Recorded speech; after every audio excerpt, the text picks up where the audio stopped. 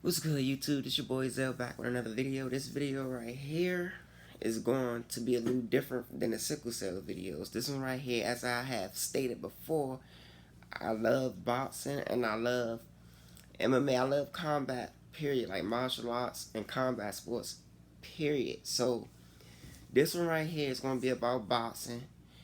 And the fight I'm going to be talking about is Errol Spence versus Terrence Crawford. Who I think wins. I believe this is a very close fight.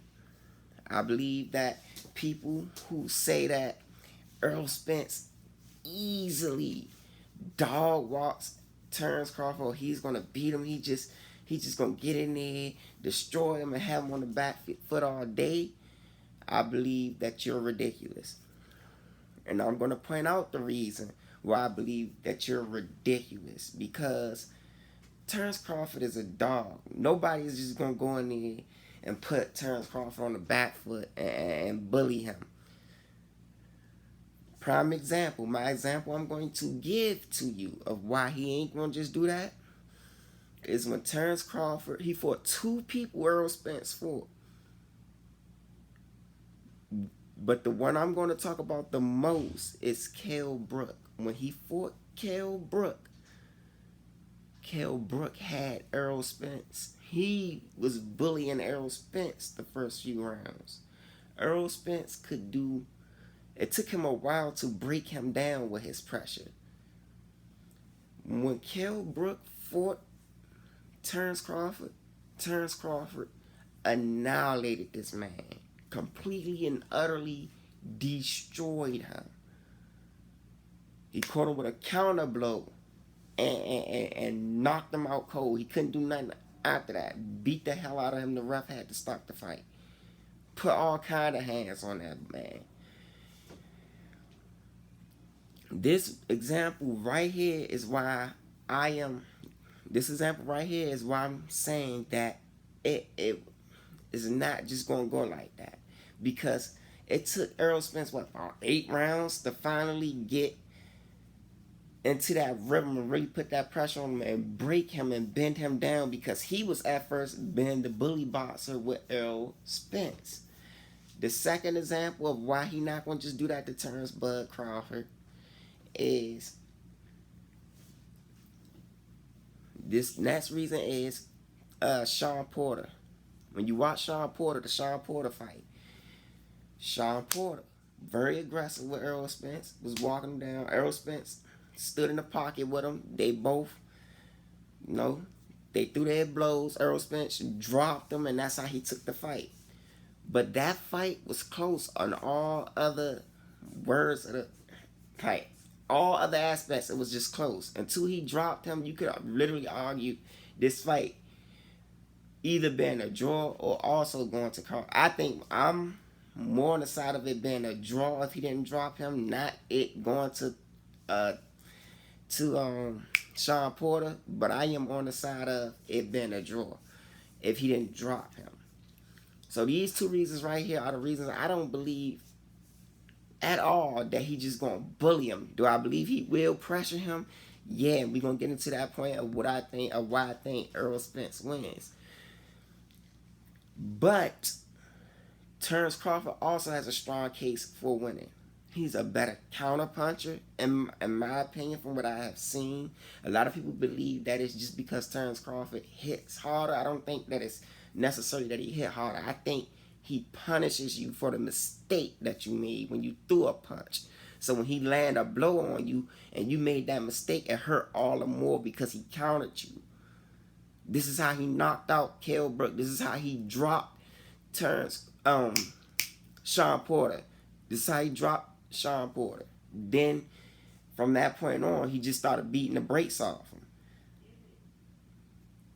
This is how he did those things. Now, I believe he's a better counterpuncher. I went into that. I can make an argument for ring IQ, because both of them, as far as ring IQ go, are they monstrous. They are beasts at this. But the argument I can make is his counterpunching and I believe he's faster, and I do believe that he's more dynamic as far as his switch hitter style. I believe that will cause Errol Spence a lot of trouble. Now, on the Errol Spence side, to those people just saying Terrence Crawford is just going to annihilate him, and he ain't going to be able to bully Errol Spence not going to be able to bully Terrence Crawford. Terrence Crawford is just such more way over him technically and all this ridiculousness. Errol Spence has proven time and again that he's a very technical boxer, that he's very also defensively responsible. And which brings me into my first point of how and why in this whole fight I believe that it's 55-45 in Spence's favor. I believe Spence is more defensively responsible than Terrence Crawford is. I believe he's a lot more.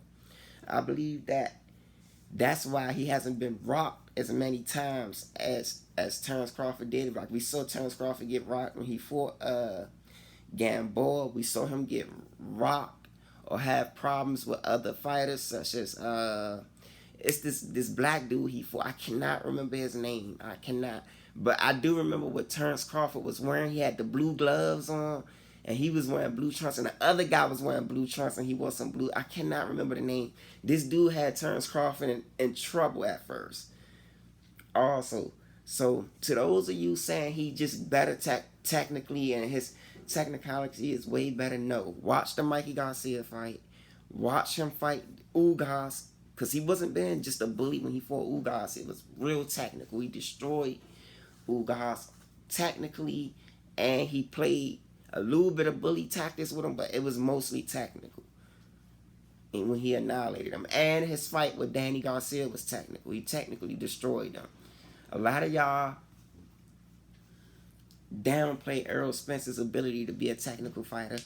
Number two of why I believe Spence wins is his body manipulation. How he get people, he kind of like set people up and get them off balance or get them right into the right position he need to get to land his body blows and his chin shots. I believe he's much better than Terrence Crawford at doing that.